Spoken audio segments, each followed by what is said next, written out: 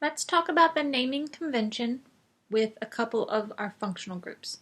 This video is going to talk about halohydrocarbons and alcohols.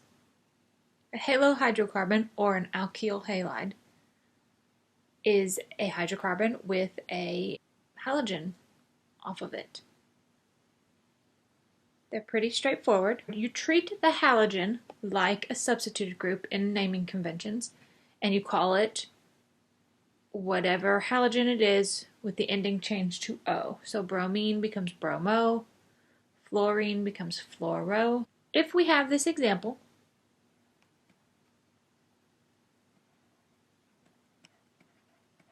the bromine might not look like a substituted group written like this, but I could have written it this way as well, right? Because it's two carbons, and because it shows you a single bond, you know it's ethane. So it is bromoethane. And typically you would tell where it is. So if you wanted to say one bromoethane, you could, but they'll be the same. We can also look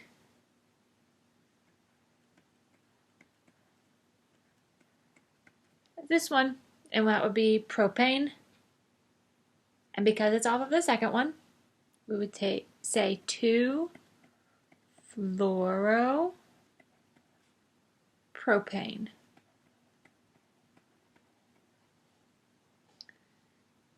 If we had something like this,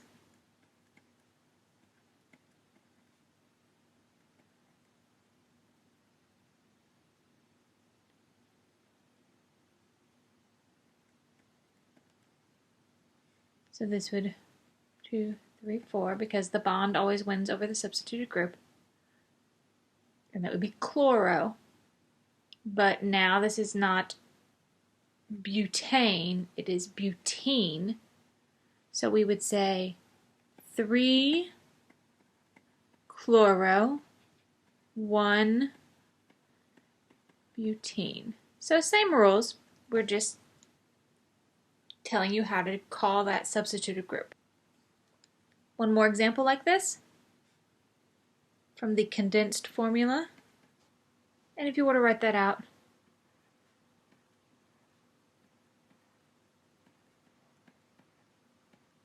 you should see this. Though you could have written the bromine there, it doesn't matter. 2, 3, 4.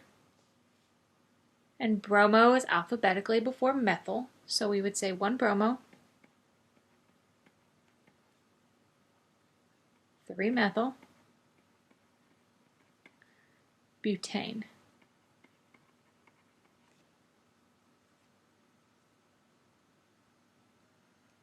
Let's look at alcohols as a functional group. And an alcohol is when the functional group is hydroxide, OH. So we can write this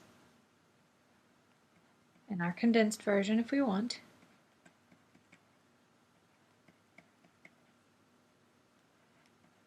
That can be in or out of parentheses, whichever you choose there. If we want to draw it out, it looks like this. Or we can just draw it like this.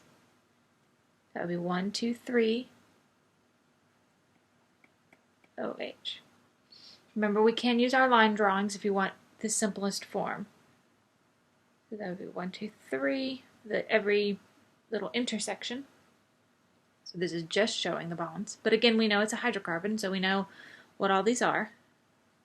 The functional group is on 1 in this case.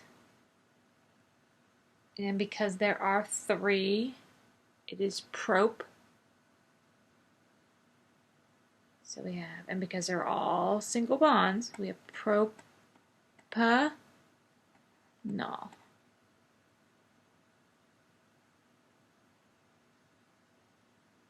And in this case, we would just call it propanol. Because remember, we've talked previously about if it, with propane specifically, prop means attached at the ends. Isoprop means attached in the middle. So if we have this, Then we would name it isopropanol.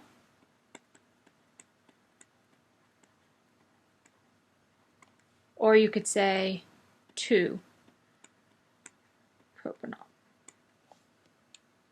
So I wouldn't count it as incorrect if you said 1-propanol, but if you remember the iso convention with propanol, you don't have to say it. A few more examples. We can write this out. C. You know that there are 2 substituted groups, that's why there's 2 sets in parentheses.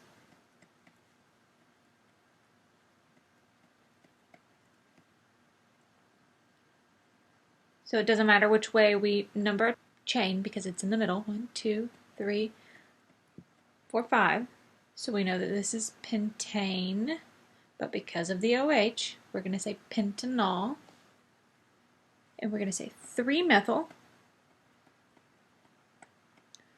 3-pentanol. Let's look at one more example.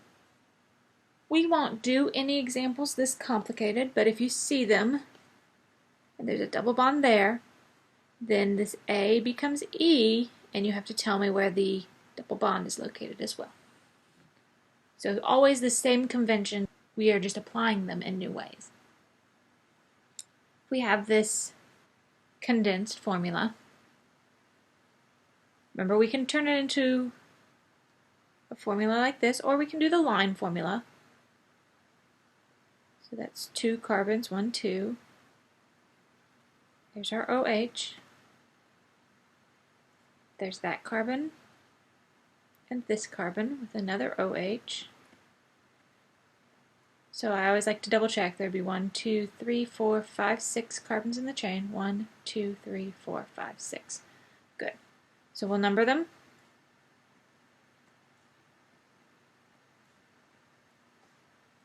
Because there's 6, we know it's hex. And because they're all single bonds, we know it's hexane. And then we have to add the all. But there are 2 hydroxides. So we would say 2, 4 hexane, because there are not 2 hexanes.